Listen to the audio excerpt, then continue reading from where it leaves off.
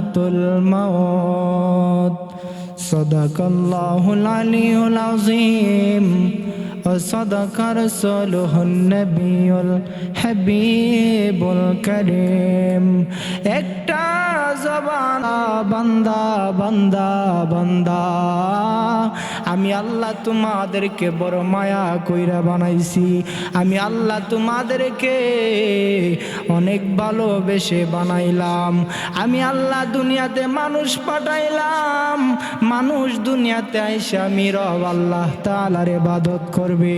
আমি আল্লাহ দুনিয়াতে মানুষ জাতি পাঠাইলাম। মানুষ এই দুনিয়াতে আইসা আমি রব আল্লাহ তাআলার গোলামি করবে। অথচ আজকে মানুষ সমাজ আমার আল্লাহর দুনিয়াতে আইসা মানুষ আজকে আমার আল্লাহকে ভুলে গেছে। আজকে আমার সমাজের মানুষ আমার রব আল্লাহ তাআলার হুকুম মোতাবেক চলে না। আমার আল্লাহর ইবাদত করতে মানুষ রাজি না। এই জন্য আমার যুবকের দল, যুবক যুবক যুবক যুবক, আমার আল্লাহ রাব্বুল আলামিন বলতেছে, বান্দা কুল্লু নাফসিন যায়কাতুল মাউত। আমি আল্লাহ তোমাদেরকে যতদিন হায়াতের বাজেট দিয়েছি, তোমাদের হায়াতের বাজেট যখন শেষ হয়ে যাবে, তোমাদের হায়াতের বাজেট যখন ফুরিয়ে যাবে, আমি আল্লাহ তোমাদেরকে মৃত্যু নামক একটা তাবা দিয়ে একদিন আমি আল্লাহর দরবারে নিয়ে আসব। একসাথে বলেন না আল্লাহু আকবার।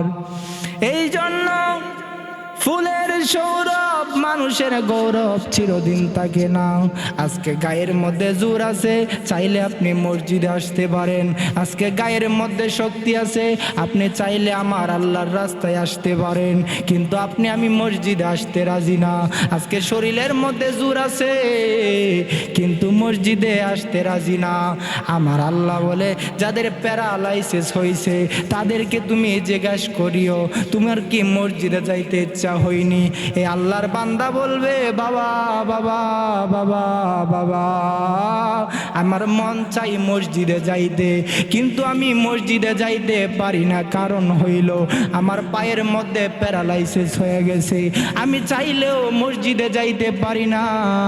অথচ আপনি আমি আল্লাহ রাব্বুল আলামিন আপনাকে আমাকে পা দিয়েছে আমার আল্লাহর ঘরে আইসা নামাজ পড়ার জন্য, কিন্তু আপনি আমি মসজিদে আইসা নামাজ পড়ি না।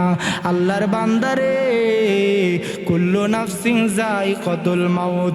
তোমার সামনে যখন মালাকুল মাউত আজরাইল নামক ফেরেশতা তোমার সামনে হাজির হয়ে যাবে, শত চেষ্টা করলেও আর পালাইবার রাস্তা খুঁজে পাইবা না। এই জন্য আমার বাবা, সময় থাকতে আমার আল্লাহর প্রেমে পাগল হয়ে যাও। আমার আল্লাহ বলে, আজরাইল এমন একটা ফেরেশতা যে আজরাইল একজন মানুষের সামনে যখন একবার যায় আর দ্বিতীয়বার আজরাইল ফেরেশতা যায় না। আজরাইল বলে, আমি কেমন আজরাইল জানোনি গো?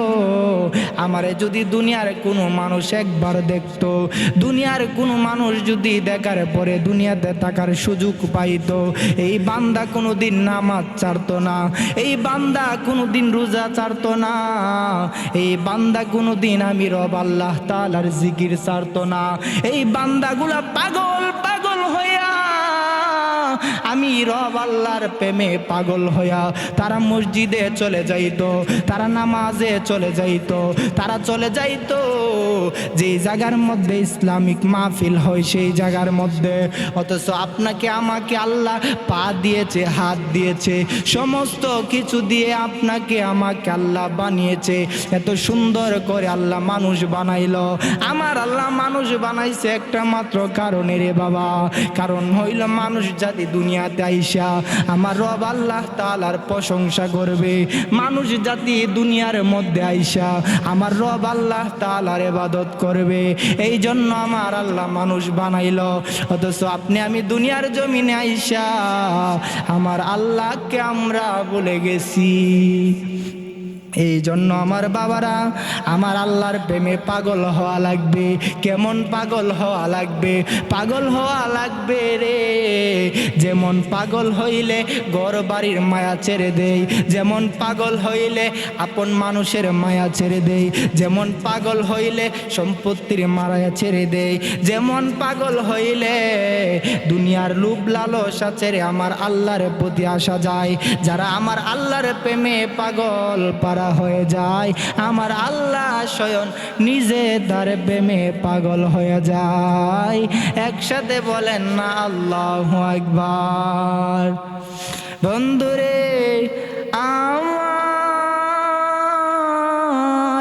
ও আমার বাবারে, ও আমার বিজয়নগরের বাবারা, গভীর মনোযোগ নিয়ে বসে যান।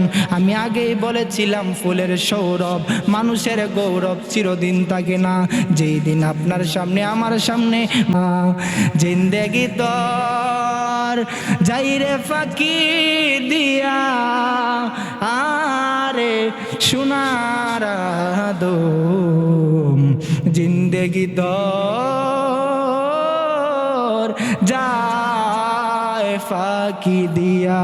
বলো জিন্দেগি তোর যাইরে ফাঁকি দিয়া, আরে সোনার আদম জিন্দেগি তোর নেতে